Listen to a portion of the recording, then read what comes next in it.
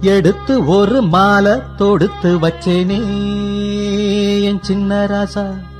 பூவை எடுத்து ஒரு மாலை தொடுத்து வச்சேனே என் சின்ன ராசா.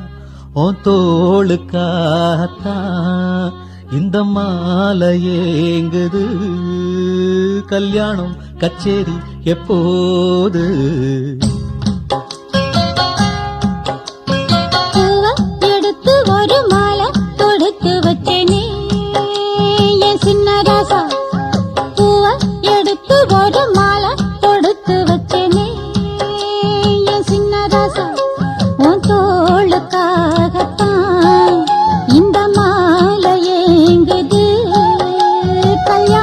கச்சேரி எப்போ